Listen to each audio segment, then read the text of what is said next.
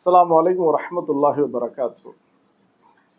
வீட்டில் நம்ம இருப்போம் குடும்பத்தோட அல்லது சொந்த பந்தங்கள் யாராவது வந்துட்டா உள்ள வாங்கன்னு சொல்றது கூட சில நேரம் யோசனையாக இருக்கும்.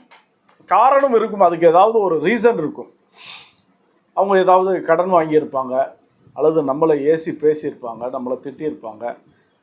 கொடுக்கல் வாங்கல் மாதிரியே மற்ற விஷயங்கள் ஏதாவது ஒரு மன சங்கடங்கள் இருக்கும்.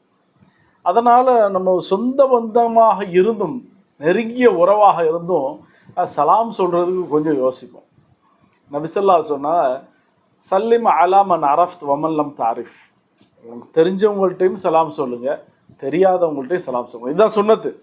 ஆனால் நம்மளுடைய பழக்கம் அப்படிங்கிறத விட என்னுடைய பழக்கம் திடீர்னு எனக்கு தெரிஞ்சவங்கள பார்த்து மட்டுமே நான் சலாம் சொல்வேன். தெரியாதவங்களுக்கு எதுக்கு சலாம் சொல்லணும் அப்படின்னு நினைப்பேன். நபி ஸல்லல்லாஹு அலைஹி வஸல்லம் இன்னொரு சந்தர்ப்பத்திலையும் சொல்லியிருக்காங்க, அல் பாதியு பிஸ் சலாம் பரியுன் அனில் கிபர். யார் சலாம் ஃபஸ்ட்டு ஆரம்பிக்கிறாங்களோ அவருக்கு ஹெட்வைட் இருக்காது அப்படின்னு இருக்காங்க. நபி ஸல்லல்லாஹு சின்ன பிள்ளைங்களை பார்த்தா கூட நபி ஸல்லல்லாஹு அலைஹி வஸல்லம் ஃபஸ்ட்டு சலாம் சொல்லுவாங்கன்னு இருக்குது. அது நபி ஸல்லல்லாஹு அலைஹி வஸல்லம் சுன்னத்தும் கூட. அப்போ யாரை பார்த்தாலும் சலாம் சொல்லணும், இதுதான் முறை. யாரை பார்த்தாலும் சலாம் நல்ல புன்முறுவலோடு சொல்லணும்.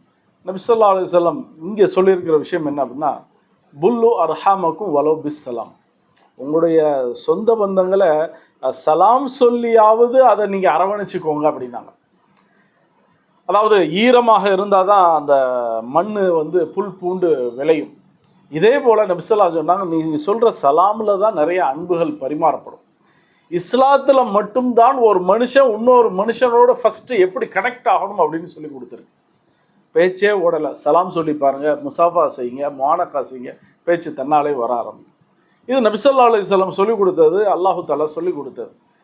அப்போ எப்படி பேசணும் அப்படிங்கிறத வழக்க கூட இஸ்லாம் சொல்லிக் கொடுக்குது.